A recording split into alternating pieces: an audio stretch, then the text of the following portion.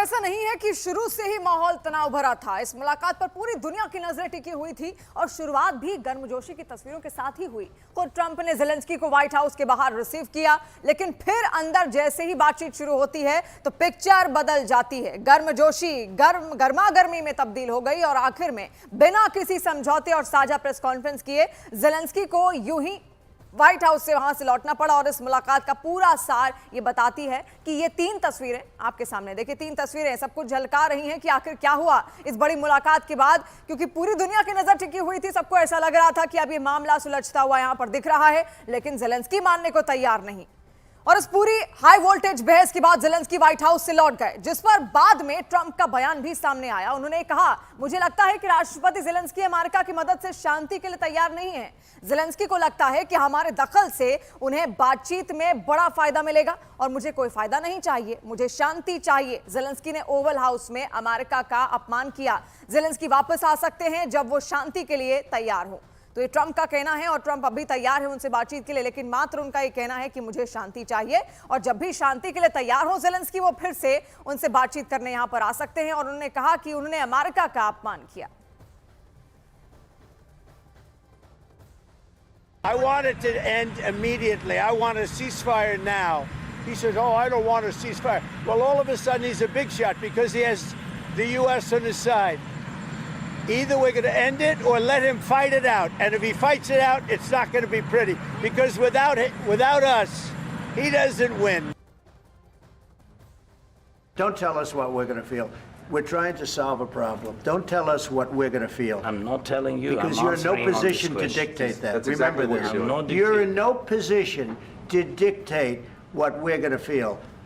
We're going to feel very good. You will feel influence. We're going to feel very good and very You strong. will feel influence. You're right now not in a very good position. You've allowed yourself to be in a very bad position, and he happens to be right about it. From the very beginning of the war. You're not in a good position. You don't have the cards right now. With us, you start having I'm not playing cards. cards. Right now, you don't. I'm You're very playing serious, cards. Mr. President. You're I'm playing very cards. serious. You're I'm gambling the with the president lives in of war. millions of people. You think- You're gambling with World War III. What do you You're think about? gambling with What do you World think War about? III. And what you're doing is very disrespectful to the country, this country. I'm That's with back all to you. respect to your Far country. more than a lot of people said very they respect. should have. अब आपको बताते हैं कि आखिर Donald Trump इस meeting में Zelensky से चाह क्या रहे थे। दरअसल अमेरिका यूक्रेन के साथ खनिज भंडार को लेकर समझौता करने वाला था, जिसके जरिए यूक्रेन के खनिज भंडार पर अमेरिका का आंशिक अधिकार हो जाता। और इस समझौते के जरिए ट्रंप की यूक्रेन की मदद में हुए खर्च की भरपाई करना भी आसान था। और इन सबके साथ कोशिश जेलेंस्की को युद्ध विराम के लिए राजी करने की भी थी, जो आखिर में नाकाम साबित हुई। तो यही मकसद था यहां पर ट्रंप का और यही कारण है कि इसी डील को संपन्न करने के लिए उन्होंने बाकायदा यूक्रेन के राष्ट्रपति जेलेंस्की को अपने पास बुलाया, लेकिन ये डील बनते बनते बिगड़ती हुई यहां पर नजर आई। और बड़ी खबर इस वक्त हम आप तक पहुंचाते हैं, दिल्ली के सीएम के साथ बैठक कर सकते हैं गृह मंत्री अमित शाह। आज बड़ी बैठक होगी, यमुना एक्शन प्लान को लेकर ये बड़ी बैठक होगी। दिल्ली के जल मंत्री परवेश वर्मा और दिल्ली मुख्यमंत्री रेखा गुप्ता के साथ मुलाकात यहां पर हो सकती है गृह मंत्री अमित शाह की। इसके अलावा प्रधानमंत्री नरेंद्र मोदी के स्वच्छ यमुना के वादे को पूरा करने के लिए केंद्र सरकार ने मास्टर प्लान भी तैयार किया है। जल शक्ति मंत्रालय में कई बैठकें हुई हैं और साबरमती रिवर फ्रंट के एक्सपर्ट से सलाह भी बाकायदा यहां पर ली गई है। यमुना सफाई, प्रदूषण नियंत्रण और आसपास के क्षेत्रों में पर्यटन विकास पर ध्यान दिया जाएगा। इससे पहले कल दिल्ली की कानून व्यवस्था पर बैठक कर गृह मंत्री अमित शाह ने बांग्लादेशी घुसपैठियों पर कड़ी कार्रवाई के निर्देश भी यहां पर दिए थे। तो लगातार एक्शन मोड में इस वक्त बीजेपी है। देखिए, जीत भी इन तमाम वादों पर ही यहां पर हासिल हुई थी बीजेपी को, और यही वजह है कि अब उन तमाम वादों पर फोकस किया जा रहा है जो उस वक्त चुनावी वादों के दौरान जनता से किए गए थे। और दिल्ली में कानून व्यवस्था को लेकर गृह मंत्री अमित शाह की अध्यक्षता में कल एक बड़ी बैठक हुई। बैठक में महिलाओं के खिलाफ बढ़ते अपराधों पर सख्त कार्रवाई करने पर जोर दिया गया। इसके अलावा अवैध घुसपैठियों के खिलाफ कठोर कदम उठाने और गंभीर अपराधों पर तुरंत कार्रवाई करने की योजना भी बनाई गई।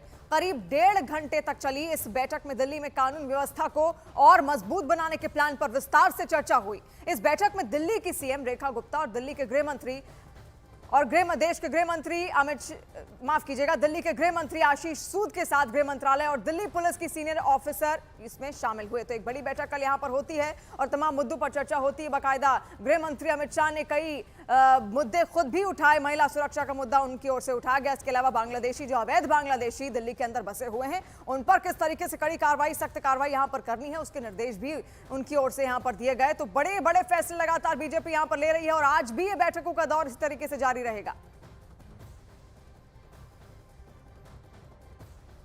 छोटे छोटे विषय जो दिल्ली के लिए बड़ी बड़ी दिक्कत देने वाले थे, और जितनी बार भी भारत सरकार के द्वारा डिटेलिंग मांगी गई, कभी भी दिल्ली की तत्कालिक सरकार के द्वारा सहयोग नहीं किया गया। आज चाहे ट्रैफिक के वो पॉइंट जिन कारण से सड़कों पे ट्रैफिक रहता है, जल भराव होता है, कहाँ कहाँ पे किन किन चीज़ों को ठीक करने की आवश्यकता है, उसकी डिटेल डिस्कशन, वो कमेटियाँ जो शांति समितियाँ, थाना लेवल, डिस्ट्रिक्ट लेवल कमेटियों का गठन जो होना है, उस पर चर्चा की गई। जो प्रोसिक्यूशन और कलेक्टर ऑफिस की कानून व्यवस्था में भूमिका होती है, उस पर चर्चाएं हुई। दंगों पर बहुत विस्तार से चर्चा हुई।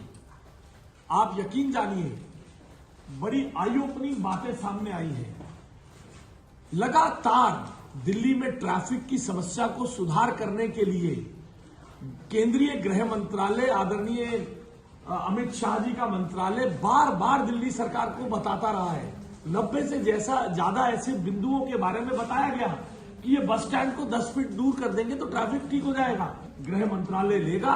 उस रिव्यू बैठक में दिल्ली सरकार समन्वय करके दिल्ली की जनता की कानून व्यवस्था में आमूल चूल परिवर्तन करके दिल्ली की जनता को जीरो क्राइम वाला सिटी देने की लिए हम कटिबद्ध है।